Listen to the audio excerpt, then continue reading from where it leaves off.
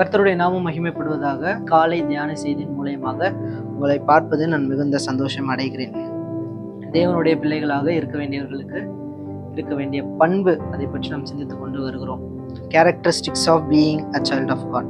இதுவரை ஒரு 10 பண்பை பற்றி நாம் கற்றுக்கொண்டோம். நீ வீடியோ பார்க்கலாம் அப்படின்னா ப்ரீவியஸ் வீடியோலாம் நீ பார்க்கலாம். குறிப்பாக நான் பேசும்போது அதை நான் உங்களுக்கு கற்றுக் கொடுத்து வருகிறேன். இந்த காலை வேளையிலும் தேவன் இன்னொரு பண்பை கற்றுக் கொடுக்க நமக்கு போதுமானவராக இருக்கிறார்.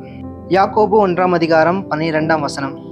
சோதனையை சகிக்கிற மனுஷன் பாக்கியவான், அவன் உத்தமன் என்று விளங்கின பின்பு கர்த்தர் தமிழிடத்தில் அன்பு கூறுகிறவர்களுக்கு வாக்குத்தத்தம் பண்ணின ஜீவ கிரீடத்தை பெறுவான். தேவனுடைய பிள்ளைகளாக வாழுகிற நமக்கு இருக்க வேண்டிய பண்புகளில் ஒரு பண்பு நிலைத்திருத்தல். எதில் நிலைத்திருத்தல்? விசுவாசத்தில் நிலைத்திருத்தல்.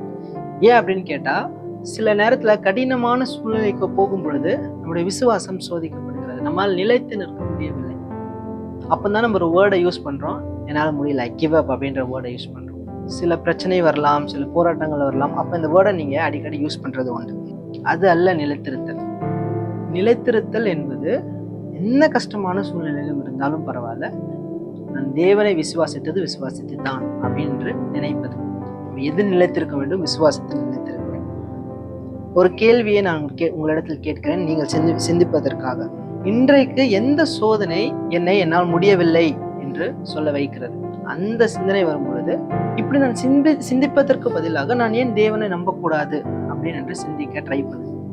நம்ம நிறைய நேரங்கள்ல ஒரு கடினமான சூழ்நிலைக்கு போகும்போது நிறைய பாசிபிலிட்டிஸை பார்ப்போம். எவிடன்ஸ் இருந்தால் தான் நம்ம நம்புவோம். இந்த எவிடன்ஸ்ன்னு சொல்லும் போது ஆபிரகாம் வந்து எனக்கு ஞாபகம் வருகிறார். ஆபிரகாமுக்கு தேவன் ஐசேக்கை ப்ராமிஸ் பண்ணுகிறார், ஈசாக்கை ப்ராமிஸ் பண்ணுகிறார். அப்படி ப்ராமிஸ் பண்ணும் பொழுது ஆபிரகாம் நீங்க எடுத்து பார்க்கும் பொழுது பிள்ளை பெறக்கூடிய அந்த வயதை எப்பயோ தாண்டிட்டார். அவர் சாராலும் தாண்டிட்டாங்க. ஆனாலும் நிறைய வருஷங்கள் அவர்கள் காத்திருந்தார்கள். எதற்கு? தேவன் தமக்கு வாக்கு பண்ணினதை நிறைவேற்றுவதற்காக. அப்படி நீங்க வெயிட் பண்ணிட்டே இருக்கும்போது ஆபிரகாம் நிலையில இருந்து நீங்க யோசிச்சு பாருங்க.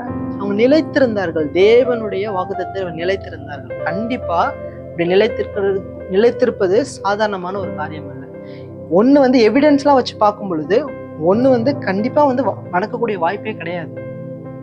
ஒண்ணு ஏஜ், இன்னொன்னு சூழ்நிலைகள் குறித்து கண்டிப்பா அப்படி யோசிச்சிருக்கவே முடியாது. ஆனாலும் அவர் நிலைத்திருந்தார். அதுதான் விசுவாசம். கண்டிப்பா உங்களுக்கு கேள்வி இருந்திருக்குமா? சந்தேகங்கள் இருந்திருக்குமா? இல்லை. எல்லாம் இருந்தாலும் அவர்கள் தேவனை விசுவாசித்தார். அதுதான் ஒருத்தர் இப்படி சொல்லுகிறார், விசுவாசம் என்பது சந்தேகம் வராமல் இருப்பது அல்ல, அந்த சந்தேகத்தில் ஊடாக தேவனை நம்புவதுதான் விசுவாசம். என்ன சூழ்நிலை வந்தாலும் தேவன் எனக்காக யாவையும் செய்து முடிப்பார். அந்த விசுவாசம் யோபுவுக்கு இருந்தது. இந்த காலை வேளையிலும் நிலைத்திருத்தல், விசுவாசத்தை நிலைத்திருத்தல், இது நமக்கு இருக்க வேண்டிய, தேவனுடைய பிள்ளைகளாக இருக்கவங்களுக்கு வேண்டிய பண்பு. அது இந்த பண்பில் நாம் எப்படி இருக்கிறோம் என்று சிந்தித்து பாருங்க. நிலைத்திருத்தல் என்பது வேகமாக ஓடுகிறது அல்ல, நிலையாக ஓடுகிறது.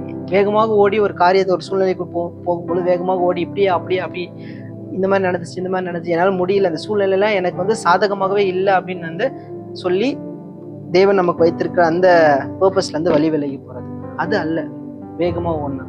விசுவாசம் என்பது நிலையாக ஓடுது. என்ன வந்தாலும் தேவன் என்னை உயர்த்துவார் என்று அந்த சிந்தையோடு ஓடுது. அதுதான் யாக்கோபும் சொல்லுகிறார், சோதனையை சகிக்கிற மனுஷன் தான் பாக்கியவான், அவன் உத்தமன் என்று விளங்கின பின்பு கர்த்தர் தமிழிடத்தில் அன்பு கூறுகிறவர்களுக்கு வாக்குத்தத்தம் பண்ணி ஜீவ கிரீடத்தை தருவார்.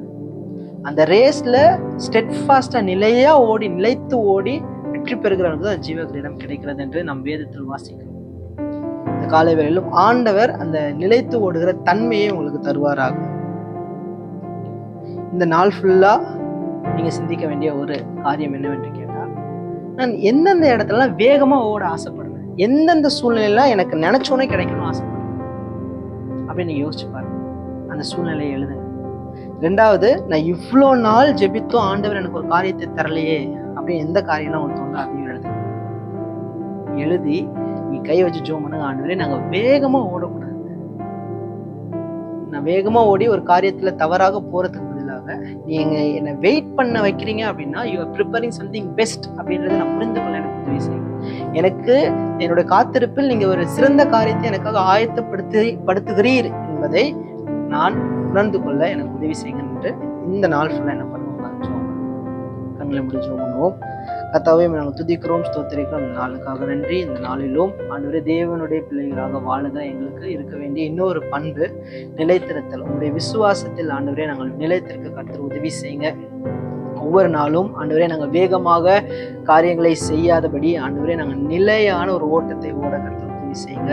ஆண்டவரே சோதனையை சகிக்கிற மனுஷன் பாக்கியவான் என வேதத்தில் வாசிக்கிறது போல எங்களுக்கு வருகிற எல்லா சோதனையும், எங்களுக்கு வருகிற எல்லா சூழ்நிலைகளும் ஆண்டவரே நாங்கள் சகித்து தேவனை விசுவாசிக்க நிலைத்திருக்க உங்களுடைய நோக்கத்தை நாங்கள் நிலைத்திருக்க கர்த்தர் எங்களுக்கு உதவி செய்ய முடியாக ஜெபிக்கிறோம். ஆசீர்வதிங்க.